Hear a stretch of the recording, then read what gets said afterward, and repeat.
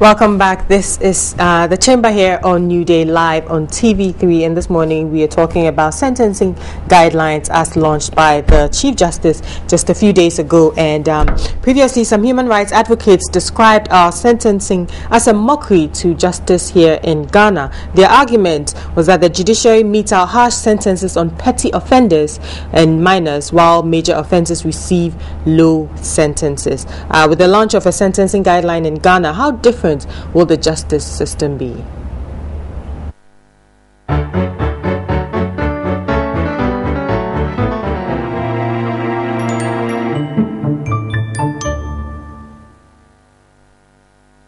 The idea for the guidelines for judges and magistrates was mooted in 2012 and piloted in May 2014. The guidelines are expected to regulate how judges and magistrates administer justice.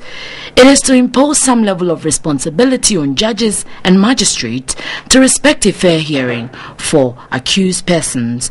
Although the guidelines may not be a fresh document, it has been harmonized and made handy, comprising all existing guidelines in the judicial service. The over 50-page document highlights the need for judges and magistrates to make regular visits to the prisons before administering justice. Work collaboratively, work hard at overhauling the entire system.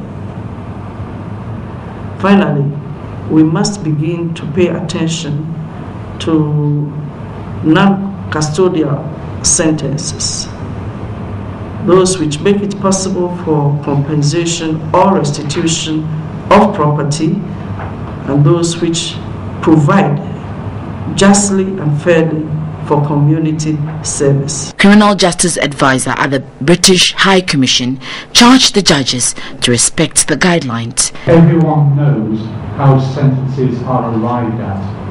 Justice belongs to the people, so they should know how sentences are arrived at in every case. It was also to gain a better focus on victims and witnesses, and you will see within these guidelines how they look to not just the interest.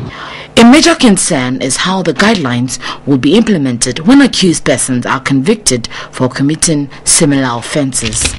But one also argued that long time we don't have any guideline, that we now need a fresh something. Yes, it's been a quiet some time, but it has become necessary to have one. The reason being that a person may steal fowl at Aflao, then one in Accra and one in Kumasi, and they may be first offenders, but one of them may be given 4 years, the other one 1 year, the other one 6 months. So this is a step to harmonize the mode of sentencing in the country.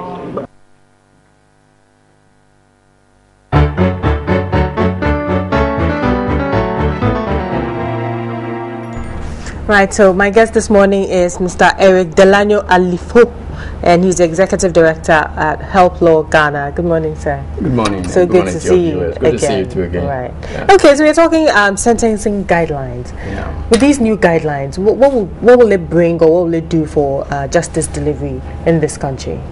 Well, it will bring consistency in sentencing, actually, not the justice delivery as a whole, but in sentencing. There's no consistency, there's no uniformity, so the guideline is going to guide all the judges so that they impose sentences that are uniform to similar offenses that are being sentenced in various courts. Okay. So that's basically the essence of it. Can you take us through a few examples of uniformity in sentencing in the past? Well, yeah, I think it abounds. Like it was said in the during the lunch, somebody who may have stolen a fowl. Maybe a few people having stolen fowls in various places and were tried in various courts. The sentence, the law that makes an act a crime also prescribes a sentence that goes with that. Yeah, the sentence for stealing, there's a maximum of 10 years. And the judges have the discretion to impose a sentence between 6 months to 10 years. Okay. If they are now going to look at the offenses that are similar, they should carry similar sentences within within the framework, within the context of it. Now, in the past or in recent times, a lot of people have decried sentencing for juveniles. So, well, how do you feel about this? Have we really been unfair to juveniles when it comes to sentencing? Well, the law is there. The law also guides how juveniles should be sentenced, and I think that as long as the judges are adhering to that, moving strictly to that, I think there's nothing wrong with that. The problem is that some of the judges go outside of these laws and they do their own thing, or they remand them and put them together with hardened criminals. That is where the problem is. But I believe that with this guideline, if it is strictly adhered to together with the laws, I believe that things are going to be sanitized better. Okay.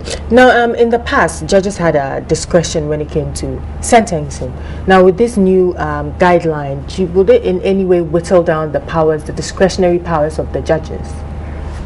I wouldn't say it will whittle down that power actually, but it's going to be affected somehow, because now the judges will have to look at what the guideline says. I have to indicate that the guideline is not a law actually, it's just a guideline, and so the judges sometimes can even go outside of it. They can ignore it. That is why even during the lunch you would see that they were being advised that they should adhere to it. They should make sure that they follow the guideline. So the discretion is still there for a judge to look at. There are certain mitigating factors, like a first-time offender, maybe the age of the person, and maybe the person is a family person. All of this circumstance based on individual circumstances. Yes, they take all of this into account in imposing sentences. The judges will still use this, and so I believe that even with the guideline, we are not going to see a total uniformity. We'll still have their discretion influencing the way they sentence. The sentencing. Yeah. Okay, yeah. Let's just go over to Studio A really quickly and take a few comments from our social media platforms, and then we'll come back and finish this discussion. So, Kevin, if you're ready with those comments on social media, we'll take them now. Thank you, Sandra. We have been asking you, the Ghana sentencing guidelines seek to ensure consistency in how judges and magistrates pass sentences in all courts. How beneficial will this document be to our justice system? We'll go ahead and take some comments from our viewers. And Atanga Eric says, in fact, the hungry thief who steals a goat goes for 10 years and the very rich cocaine dealers always set free. Sapon Abebio is saying, a good step, but it's not all right, because this is just like having the standard treatment guidelines on my table. It might say diclofenac, but I might choose paracetamol. Push for the type where a group of unrelated jurors sit on a case and decide based on setup lines. That is fairness. Daniel Abilio says, this is crazy, and we call ourselves a democratic nation with no clue. Let me take some more comments here. Nambi Patrick says, they should be fast. Some judgments passed by some court judges are not the best. Imagine a poor person stealing plantain and getting 40 years, whilst a high official goes free after embezzling funds. Let me take my final ones here. Prince is saying, I think this will help our young offenders. Edu Kofi Richard says, very beneficial because injustice is very painful. So that's the comment on sentencing guidelines. We'll go back to Sandra, who's going to carry on with the conversation. Sandra?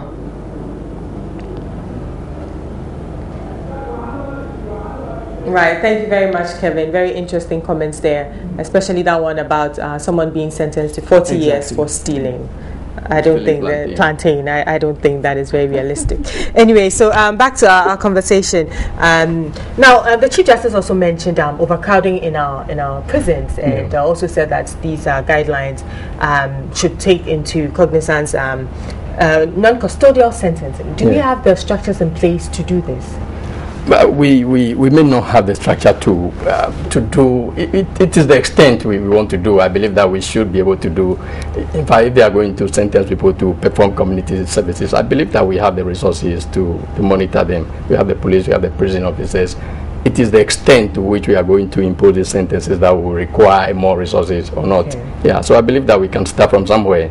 We should start. So it's a good step in the right I think so. direction. We should. I also think it's great in the sense that I think she even mentioned it that not to have to expose young first-time offenders to hardened criminals in our prisons. Yeah, that is what is going on now. Service and all of that. Yeah, it's a good step in the right direction. It is a good step, and then fines. They can also impose fines for certain misdemeanors and minor offences. Yeah, instead of just throwing everybody into prison. And then they sentence people to 80 years, 90 years. 70 years, those people basically are not going to come back. When they go to prison, they know that this is their home forever. because they may be over 30 already and you are sentencing them to 80 years. It doesn't make sense. Ridiculous. Yeah, so you might as well impose life sentence on that person. So they do it all the time, and it's horrible. It's horrible. And I believe that's why they're advising the judges to also visit the prison sometimes.